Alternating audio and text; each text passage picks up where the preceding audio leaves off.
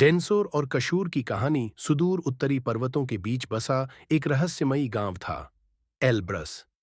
यह गांव न केवल अपनी प्राकृतिक सुंदरता के लिए प्रसिद्ध था, बल्कि यहां रहने वाले दो जादुई प्राणियों के कारण भी चर्चित था, डेनसोर और कशूर।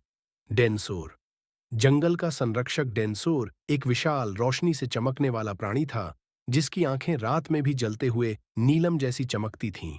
वह हवा से बातें कर सकता था और पेड़ों से उनके पुराने रहस्यों को सुन सकता था।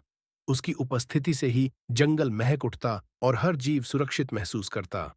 कशूर, जल का जादूगर। दूसरी ओर, कशूर एक जल रक्षक था, जिसकी त्वचा झील के पानी जैसी नीली थी और जब वह हंसता तो पानी में छोटी छोटी लहरें उठतीं। वह बारिश को बुला सकता था, झरनों को नियंत्रित कर सकता था और मछलियों से बातें कर सकता था। कहानी की शुरुआत एक बार एल्ब्रस गांव में भीषण सूखा पड़ा। न झीलों में पानी बचा, न बादल बरसे। पेड़ सूखने लगे और जीव जंतु पलायन करने लगे। गांव वाले घबराए हुए थे।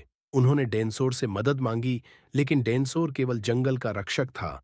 पानी पर उसका कोई वश नहीं था। डेनसोर जानता था कि यह समस्या केवल कशूर हल कर सकता है, लेकिन कशूर कई सालों से गायब था। वह अंतिम बार पहाड़ी झरनों के पास देखा गया था, जहां एक रहस्यमयी तूफान उठा था।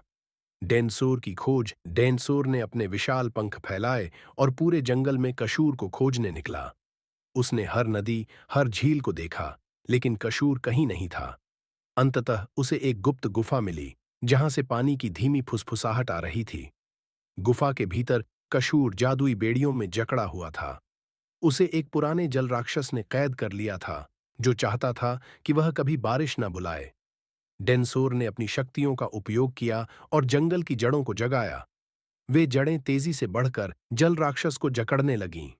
राक्षस ने डरकर कशूर को आजाद कर दिया और हमेशा के लिए गायब हो गया।